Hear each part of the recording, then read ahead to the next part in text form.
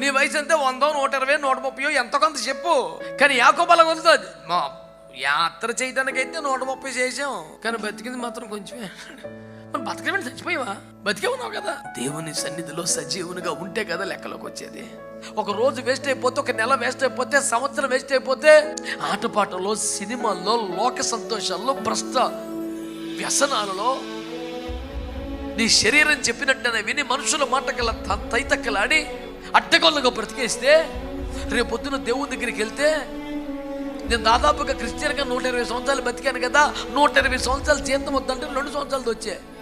ఇదేంది అంటే నువ్వు కరెక్ట్గా బతకలేదు. దేవుని కృపలో యాకోబుకి బతికుండగానే లెక్క తెలిసిపోయింది. అంటే యాత్ర చేసిందంత, బతికిందంత అకౌంట్లోకి రాలా. కరెక్ట్గా ఏర్పాట్లో, చిత్తములో, సంకల్పంలో, నడిపింపులో పర్ఫెక్ట్గా ఉన్నది అకౌంట్లోకి వస్తుంది.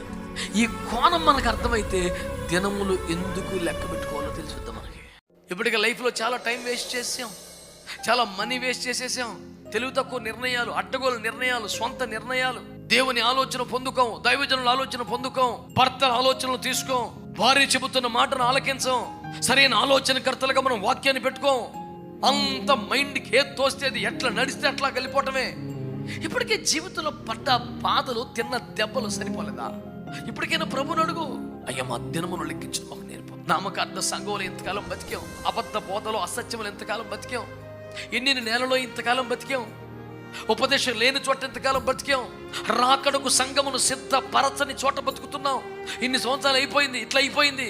లెక్క పెట్టుకో. నువ్వు ఎంత లెక్క పెట్టినా గతాన్ని కానీ భవిష్యత్తులో లెక్క పెట్టడానికి మనకేం లేదుగా. ఒక క్షణం కూడా మంది కాదుగా. నెక్స్ట్ మినిట్ మంది కాదు, నెక్స్ట్ సెకండ్ మంది కాదని మనకు అర్థమవుతున్నప్పుడు, మనం వేస్ట్ చేసిన సంవత్సరాలు మన కళ్ళ ముందు కనపడితే అసలు సరైన భయము, పశ్చాత్తాపం రావాలి.